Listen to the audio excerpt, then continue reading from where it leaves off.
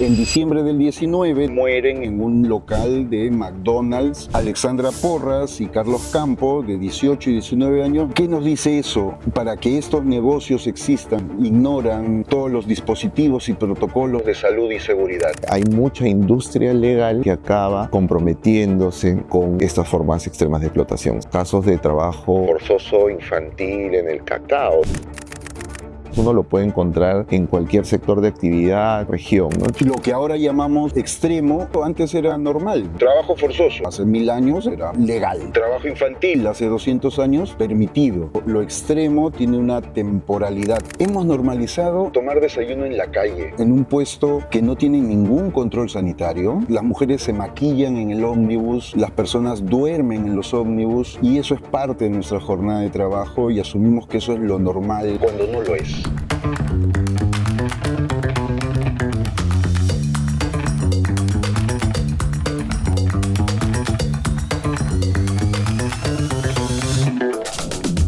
Bienvenidas y bienvenidos a Entre Líneas Laborales, el podcast de la Maestría en Relaciones Laborales de la PUC. Un espacio donde reflexionamos sobre las transformaciones, desafíos y tensiones del mundo del trabajo. Hoy abordamos un tema tan complejo como urgente: las formas extremas de explotación laboral. Hablaremos de condiciones que, aunque parecieran del pasado, siguen presentes en muchas cadenas productivas del Perú y del mundo. Para este episodio nos acompañan dos invitados con amplia experiencia en el análisis de las relaciones laborales. Nos acompaña Edgardo Balbín, bienvenido, abogado y magíster en Ciencia Política por la PUC y doctor en Ciencias Sociales por la Universidad de Brasilia, docente de la Maestría en Relaciones Laborales de la PUC y consultor e investigador en temas sociolaborales. Asimismo, nos acompaña Carlos Mejía. Bienvenido, Carlos, sociólogo y magíster en Relaciones Laborales de la PUC, capacitador y asesor gremial de diferentes federaciones y sindicatos. Investiga temas del mundo laboral, género y organización gremial. Ha trabajado en el Instituto de Estudios Peruanos, CIPCA y PLADES. Además, ha sido asesor en la CGTP en temas de reforma estatutaria, análisis político y organización sindical. Sean entonces muy bienvenidos. Gracias por estar aquí. Bueno, demos entonces comienzo a este diálogo. Edgardo, ¿a qué nos referimos cuando damos cuenta de estas formas extremas de explotación laboral? Bueno, esa primera pregunta ya ya nos plantea un problema, ¿no? Porque no hay una definición, digamos, oficial de explotación laboral. O sea, uno revisa los convenios internacionales, revisa muchas legislaciones y no encuentra una definición de explotación laboral y mucho menos de formas extremas de explotación laboral, ¿no? Por lo general, el concepto es utilizado dentro del derecho y también fuera del derecho. Yo diría que el concepto de explotación es más extraderecho que derecho, ¿no? Es usado como un concepto paraguas, ¿no? Que envuelve distintas formas de aprovechar el trabajo de otros, ¿no? Entonces uno puede encontrar desde definiciones que comprenden las formas permitidas y prohibidas de explotar el trabajo de otro, unas definiciones podríamos llamar amplias, ¿no? Y unas definiciones un poco más restringidas que se limitan a las formas no permitidas o prohibidas, ¿no? Y dentro de ellas, ¿no? Las formas más extremas serían aquellas que comprometen de manera mucho más decidida la dignidad de una persona, ¿no? Entonces es como un concepto que no tiene un referente concreto en una norma jurídica, pero es un concepto muy usado, ¿no? en el plano del derecho, y además que permite, como te decía, englobar un conjunto de situaciones, algunas de ellas muy extremas, ¿no? Esta es una mirada desde el derecho, desde la sociología, Carlos. ¿Qué podemos decir? En el mismo sentido de lo que dice Edgardo, ¿no? Básicamente estamos hablando de algunas formas. En concreto es trabajo forzoso, servidumbre por deudas, trabajo infantil también y trata laboral, ¿no? Básicamente esas expresiones concretas es lo que se denomina las formas extremas de explotación laboral, ¿no? Ahora, hay algunas preguntas alrededor de eso, como lo ha dicho también Edgardo. O sea, si yo digo formas extremas de explotación laboral, estoy aludiendo que hay unas formas no extremas, que serían formas normales de explotación laboral. ¿Y quién define qué cosa es lo normal? O sea, ¿cuáles son las formas que vamos a aceptar socialmente como explotación? Y lo segundo es cómo definimos explotación, ¿no? O sea, al final de cuentas, ¿de qué hablamos cuando hablamos de explotación? De simplemente malas condiciones de trabajo, condiciones ominosas de trabajo. Y bueno, desde una mirada marxista, por ejemplo, explotación laboral es toda forma asalariada de trabajo en el capitalismo. Entonces, porque eso supone una apropiación. El capital se apropia del trabajo del obrero, del trabajador, del empleado, ¿no? Y bueno, lo que ahora llamamos extremo, como tú lo señalabas al inicio, antes era normal, ¿no? Trabajo forzoso hace 1000 años era legal. Trabajo infantil hace 200 años también estaba permitido. Y así sucesivamente, la servidumbre por deudas igual. A lo largo del tiempo eso ha ido cambiando. Entonces lo extremo tiene una temporalidad, ¿no? También tiene una espacialidad. Lo que en algunos países está permitido, en otros países no. Exactamente, ¿no? Entonces, estas ambigüedades hacen difícil acercarnos al tema, ¿no? Y bueno, supongo que el reto es precisamente ir tratando de desbrozar estas ambigüedades, ¿no? Uh-huh. Claro, y como tiene distintas aristas, es multidimensional, también se expresa en no solo las condiciones, en el tipo de vínculo contractual o a veces su inexistencia, tiene varias aristas en esta multidimensionalidad. Al vincularse con trabajo forzoso, precariedad, vienen a nuestra mente casos difíciles que hemos tenido que ver en el país, emblemáticos, ¿no? Edgardo, cuéntanos un poquito cómo es que la mirada sobre estos casos nos pone sin duda con alertas importantes para mirar, no solo como académicos, sino también como personas que actuamos en los cambios y las transformaciones sociales. Sí, yo rescataría mucho lo que dice Carlos, ¿no? En el sentido de que el concepto de explotación laboral y de formas extremas de explotación laboral, dado que no está reflejado en ninguna legislación internacional, acaba concretándose en estas formas específicas de explotación laboral extrema, como el trabajo forzoso, la esclavitud, la servidumbre, ¿no? Y es muy frecuente que nosotros pensemos de que esto es un rezago histórico, ¿no? Y que no nos pongamos a analizar si es que esto acaso no es una constante en el desarrollo, particularmente en el desarrollo de las sociedades capitalistas, ¿no? O sea, es algo que acompaña, que no es algo extraño, que sí es probable que se produzca tanto en zonas remotas, pero es algo que también se produce en zonas urbanas, es algo que compromete no solo las cadenas de generación de bienes que pueden estar más ligadas a la ilegalidad, ¿no? Sino que hay mucha industria legal que acaba comprometiéndose en algún extremo de la cadena con estas formas extremas de explotación. O sea, hay muchos testimonios, muchos documentales que, por ejemplo, han investigado de manera seria los casos de trabajo forzoso infantil en el cacao, ¿no? El chocolate que comemos, ¿no? En la industria minera, en la agroexportación.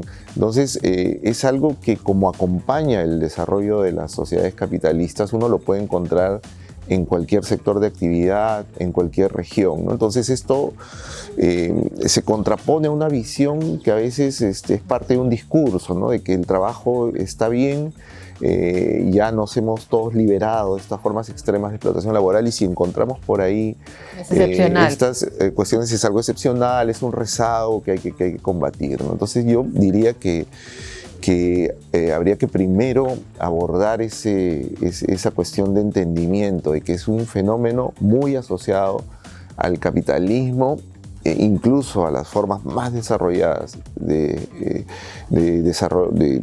capitalismo, ¿no?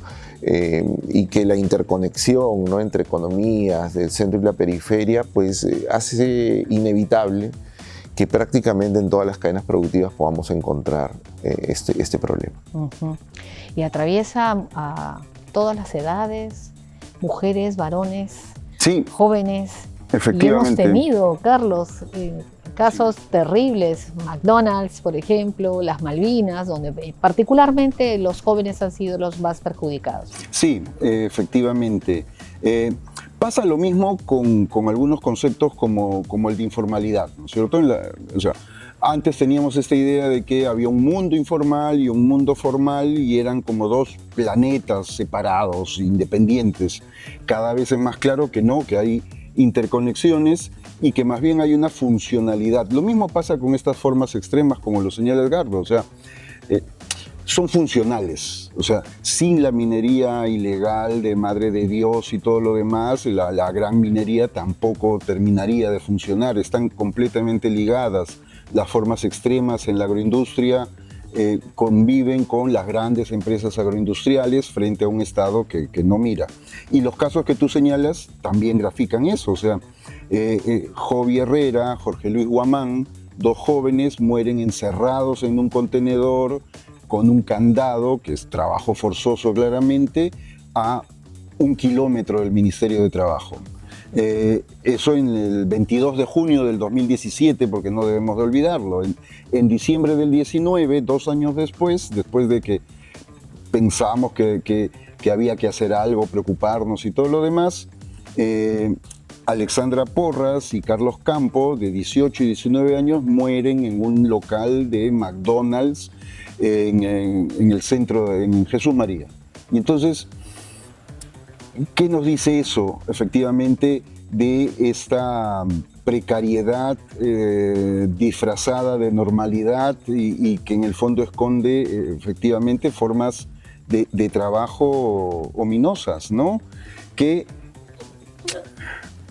todo termina estando articulado, todo termina siendo funcional para que estos negocios existan y sean tan rentables. Recurren a estas formas de trabajo o olvidan, ignoran todos los dispositivos y protocolos de salud y seguridad.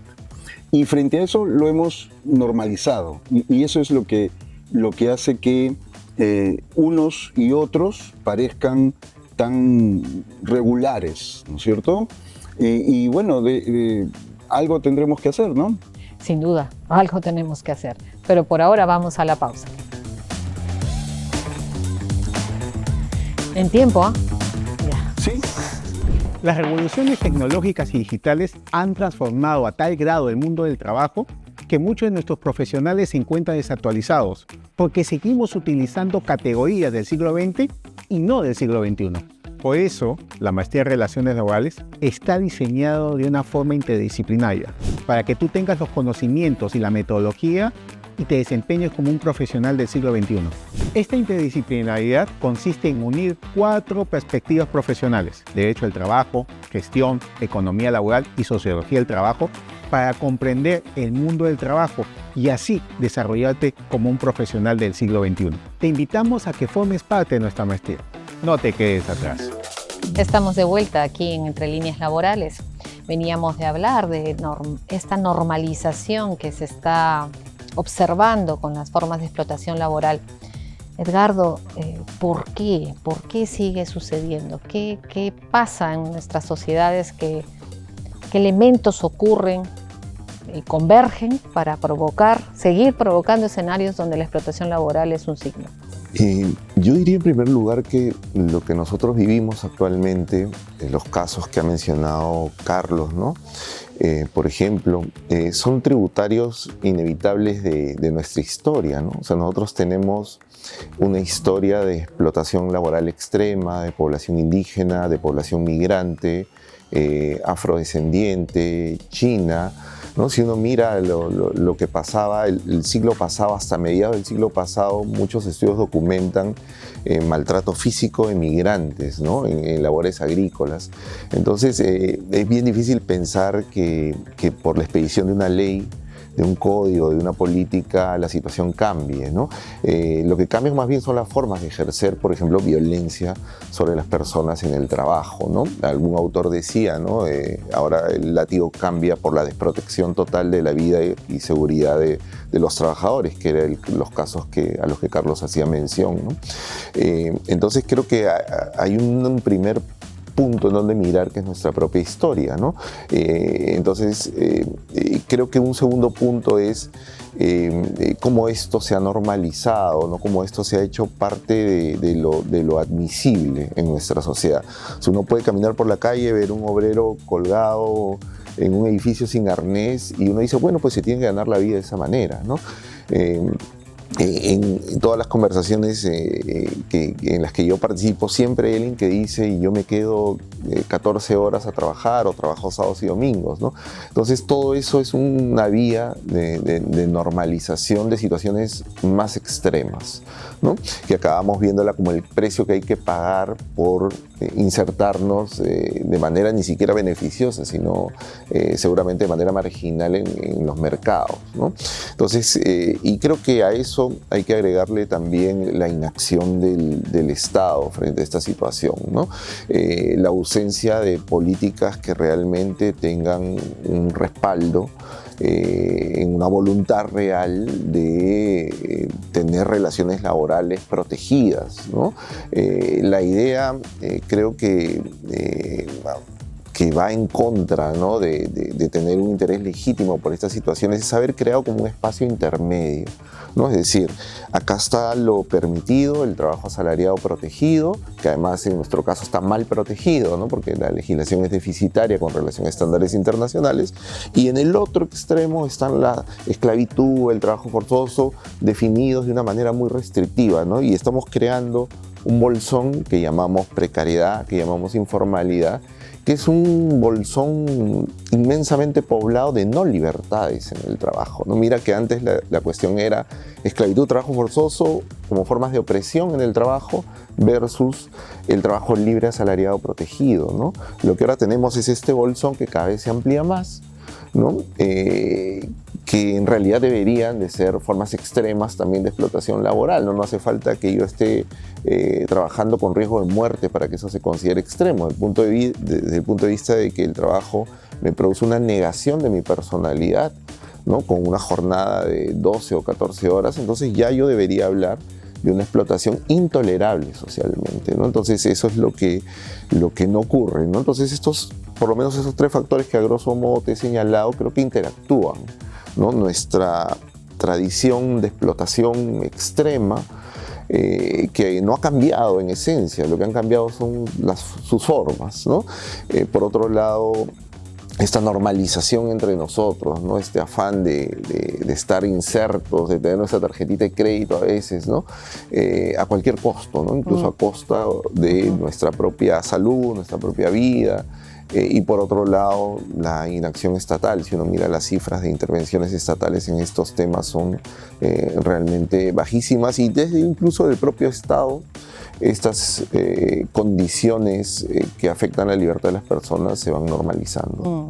Y sin embargo el sistema habla de sobrecostos laborales, ¿no? De que tenemos que desregular, tenemos que mirar otra vez este tema de cómo se da la protección social de los trabajadores, y sin embargo en realidad este está ausente. Y en ese sentido, Carlos, entonces, ¿qué le toca hacer al Estado, en este caso peruano, respecto de esta situación? Porque algo definitivamente tenemos que hacer. Sí, sí. Edgardo habla acerca efectivamente de que hay una historia, ¿no? Desde la sociología lo que estamos, algunas personas, algunas corrientes miran, para el caso peruano es esta crisis del poder oligárquico, ¿no? Hasta los años 50, de una manera u otra este país tenía un orden injusto, arbitrario, autoritario, y era un orden, ¿no? En el sentido en que cada grupo social tenía un lugar, tenía su lugar y no se movía, ¿no? Las masas indígenas en la sierra, en la hacienda, y ahí tenían que estar, los criollos en la ciudad, y ahí tenían que estar, la élite blanca en su lugar, ¿no? Y era un orden económico, político, social que funcionaba de manera injusta, pero tenía ese orden. Eso entra en crisis y desde entonces estamos en una búsqueda de un nuevo orden con proyectos fallidos, ¿no? Un proyecto popular con Velasco, fallido, un proyecto autoritario con Fujimori, fallido también, y entonces es estos desórdenes sectoriales hacen pues que la gente tenga estas situaciones, ¿no es cierto? El empresario en su fábrica construye un orden autoritario, vertical. El empresario informal hace lo mismo, el agroindustrial, cada cual construye un orden de acuerdo a sus intereses. Frente a eso, el Estado no solamente está inactivo, no solamente es un Estado desinteresado, es un Estado cómplice, es cómplice de esos poderes fácticos, de esos poderes que existen en la realidad, ¿no? Del poder del dinero, del poder que viene del narcotráfico, del poder que viene de la corrupción. Entonces, es un Estado que guarda silencio sabiendo que se están violentando derechos laborales, sabiendo que no se está cumpliendo la ley, y su respuesta es guardar silencio. Y eso perjudica, obviamente, a los más pobres. Y los más pobres normalmente tienen rostro de mujer, los más pobres realmente tienen rostro indígena, y eso construye esta normalidad, lo que tú señalabas, este pacto neoliberal que está en contra del trabajo y de la dignidad del trabajo. Y yo cerraría eso con, o sea, no solamente son estas formas extremas de las horas extras y todo, o sea, hemos normalizado tomar desayuno en la calle, en un puesto que no tiene ningún control sanitario, y entonces desayunamos y almorzamos en la calle. La gente, las mujeres se maquillan en el ómnibus, las personas duermen en los ómnibus, y eso es parte de nuestra jornada de trabajo, y asumimos que eso es lo normal, cuando no lo es, y no debe serlo, ¿no? Mientras, bueno, no son las mejores condiciones para pensar en algún cambio. Vivimos en un régimen que no es democrático, claramente hay un autoritarismo completamente desembosado, y a diferencia de lo que decía Marx en sus momentos más así, así apesadumbrados, donde decía el Estado es la junta que administra los negocios de la burguesía, ya ni eso. Aquí el Estado administra los negocios de algunos burgueses, ¿no? Y favorece intereses completamente particulares. Mientras sigamos en esto, muy poco realmente es lo que podemos hacer, ¿no? Terrible. ¿Qué podemos aprender, Edgardo, de otros contextos? Bueno, creo que mucho, ¿no? Hay algunas experiencias interesantes de combate a estas formas extremas de explotación laboral. Por ejemplo, Brasil ha sido considerado como un referente, pero también tiene sus deficiencias, ¿no? Brasil, por ejemplo, persigue con mucha intensidad los supuestos, pero hay muy pocas personas condenadas penalmente por el delito, ¿no? O sea, como que el círculo de la persecución y eliminación de estas formas extremas no se llega a cerrar, y yo creo que no se llega a cerrar porque justamente el sistema está acostumbrado a convivir con estas formas extremas de explotación, ¿no?